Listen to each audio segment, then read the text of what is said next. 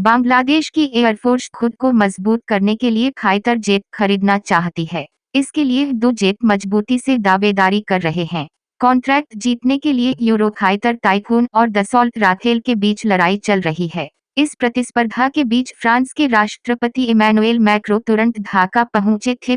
35 साल बाद यह किसी फ्रांसीसी राष्ट्रपति की बांग्लादेश यात्रा है। फोर्सेज गोल्स 2030 के तहत बांग्लादेश अपने सशस्त्र बलों को आधुनिक बनाने की योजना बना रहा है।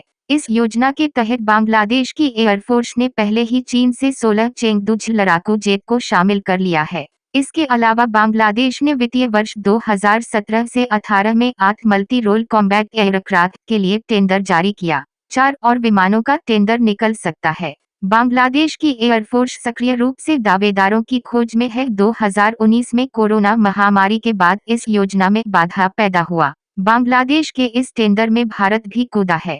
भारत ने लाइट कॉम्बैट एयरक्राफ्ट को भी मैदान में उतारा है। भारत पड़ोसी देश होने का फायदा उठाने की कोशिश कर रहा है। हालांकि बांग्लादेश का फोकस यूरोपीय लड़ाकू जेट है। यूरेशियन टाइम्स की रिपोर्ट के मुताबिक बांग्लादेश के एक अधिकारी ने कहा, बांग्लादेश संभवतः यूरोपीय विमान यूरोफाइटर टाइफून या फ्रेंच राफेल का विकल्प चुनेगा, लेकिन अगले चुनाव से पहले कुछ भी अंतिम नहीं है। उन्होंने यह भी कहा कि राफेल को भारतीय वायुसेना की ओर से इस्तेमाल किया जा रहा है, इस कारण यूरोफाइटर टाइफून की संभावना बढ़ गई है।